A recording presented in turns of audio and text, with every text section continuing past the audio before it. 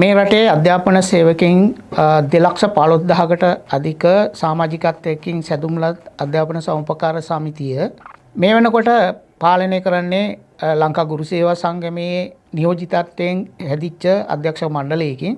මේ අධ්‍යක්ෂ මණ්ඩලය පහුගිය මාර්තු 29 තමයි මේකේ පාලනය බාරගත්තේ. පාලනය බාර ගන්නකොට සමිතියේ ණය මෙහෙයුම් මෙහෙම ඉතාම දුර්වල තත්ත්වයක තිබේ. විශාල ණය පොලිමක් තිබ්බා.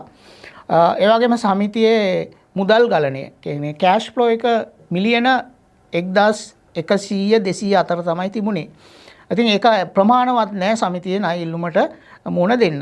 ඉතින් අපි ගන්නකොටම මේකේ අභියෝග ගණනාවක් තිබ්බා. සේවකයන්ගේ වැටුප් සම්බන්ධ, සේවක තුලනය සම්බන්ධ විශාල ගැටලු ප්‍රමාණයක් තිබ්බා. නමුත් අපි කියන්න සතුටුයි මේ වෙනකොට මේ සමිතිය පහුගිය මාස කිහිපය ඇතුළත මාර්තු මාසයේ ඉඳන් මේ දෙසැම්බර් මාසය දක්වා වන කාලය ඇතුළත මේ සමිතිය නගා සිටුවීමේ විශාල කාර්යභාරයක් නව අධ්‍යක්ෂ මණ්ඩලය හා මහ සභාව විසින් ඉටු වෙලා තියෙනවා. ඒ වගේම ඒකට හොඳ දායකත්වයක් කාර්ය මණ්ඩලය විසින් ඉෂ්ට වෙලා තියෙනවා. ඉතින් අපි අලුතෙන් ව්‍යාපෘතියක් පටන් ගත්තා සමිතියේ මුදල් තත්ත්වය වැඩි දියුණු කිරීම සඳහා. මේ ව්‍යාපෘතිය අපි පහුගිය අගෝස්තු මාසයේ පටන් ගත්තේ මිලියන 1000ක් සමිතියට මුදල් ඒක රාශී කිරීමේ ව්‍යාපෘතියක්. ඒකෙදී අපි විශේෂයෙන්ම සමාජිකත්වයෙන් පිට සමාජිකයන්ගේ දරුවන්ගේ ළමා ගෙනුම් විදියට, සමාජිකයන්ගේ ස්ථාවර ගෙනුම් විදියට, ඒ වගේම සමාජික නොවන අයගේ ස්ථාවර තැන්පතු විදියට තැන්පතු එක රාශීකරණයක් ආරම්භ කළා. ඉතින් කියන්න සන්තෝෂයි නොවැම්බර් මාසයේ වෙනකොට මේ මිලියන 1000ක ඉලක්කයක් සහිතව ආරම්භ කරපු මේ මුදල් රාශීකරණයේ මිලියන 700ක් සමිතිය වෙතට ගලාගෙන ඇවිල්ලා තියෙනවා. ඉතින් ඒ හරහා සමිතියේ මූල්‍ය තත්ත්වය ශක්තිමත් වෙලා තියෙනවා. ඒ නිසා සමිතියේ මිලියන 1,200ක් වෙච්ච මුදල් ගලණය කියන්නේ මුදල් තත්ත්වය මේ වෙනකොට මිලියන 1,700ක් බවට පත් වෙලා තියෙනවා. අපි කියන්න ඕන මේ තත්ත්වය මීට කලින් වුණත් සමිතියට උදා කරගන්න තිබුණා. නමුත් සමිතියේ තිබ්බ දුර්වල අකාර්යක්ෂම අතනොමතික පාලනයන් විසින් තමයි සමිතියට මේ තත්ත්වය අහිමි කරලා තිබිලා තියෙන්නේ පහුගිය කාලේ. මොකද පහුගිය අවුරුදු 5ටම මේ සමිතියේ මූල්‍ය ගලණය මුදල් තත්ත්වය කෑෂ් ෆ්ලෝ එක වැඩි වෙලා තියෙන්නේ මිලියන 100කින්. අවුරුදු 5කටම මිලියන 100කින් තමයි වැඩි වෙලා තියෙන්නේ. නමුත් අපි ගත්ත මේ මාස 6-7 ඇතුළත මේක මිලියන 500කින් වැඩි කරගන්න සමත් වෙලා තියෙනවා. ඉතින් අපි සකස් කරලා තියෙන ව්‍යාපෘතිය ඇතුලේ ඉදිරියට මේ මූල්‍ය තත්ත්වය වර්ධනය වෙමින් තියෙනවා. ඒ නිසා සමිතියේ මූල්‍ය මෙහෙයුම් ඉතා වේගයෙන් වැඩි වෙලා තියෙනවා.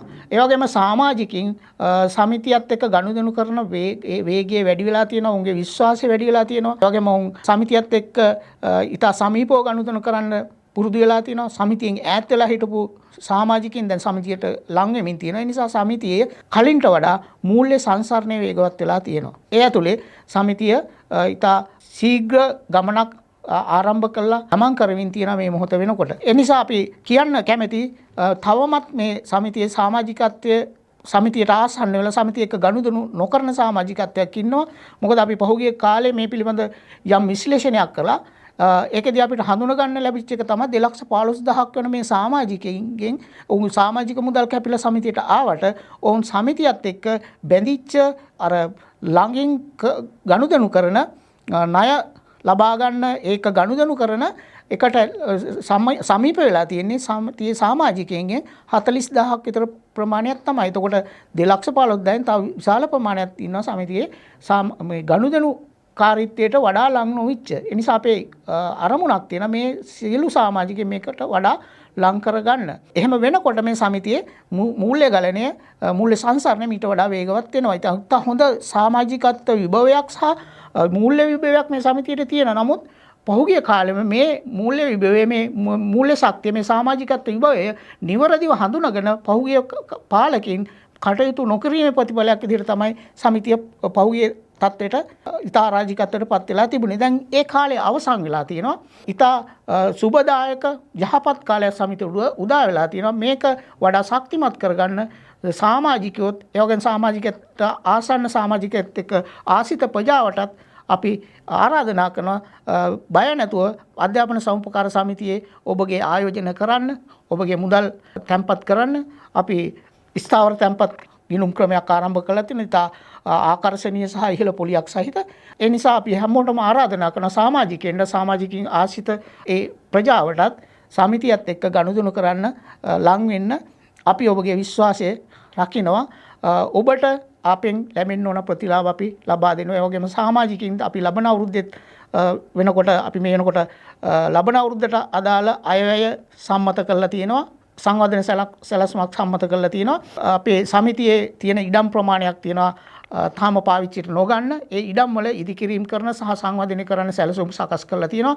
ඒ වගේම සමාජිකයින්ට නව ව්‍යාපෘති සැලසුම් කරලා තියෙනවා. නව සුබ සාධන ව්‍යාපෘති සැලසුම් කරලා තියෙනවා. අපි ලබන අවුරුද්ද වෙනකොට කල්පනා කරමින් ඉන්නවා, සැලසුම් කරමින් ඉන්නවා.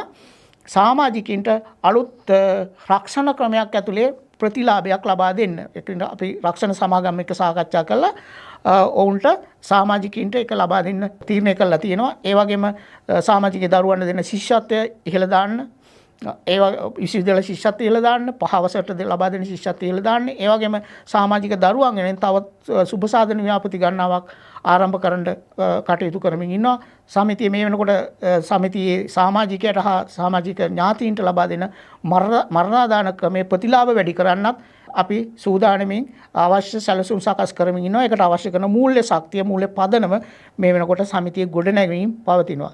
ඒ නිසා මේ මොහොතේ සමිතියත් එක්ක ඉතා ළඟින් ඇසුරු කරන්න, ළඟින් ගනුදෙනු කරන්න කියන ආරාධනාව අපේ සමිතියේ සමාජිකයින්ටත් ඒ වගේම ආසිත ප්‍රජාවටත් ඉතාම ආදරෙන් ඉල්ලා සිටිනවා.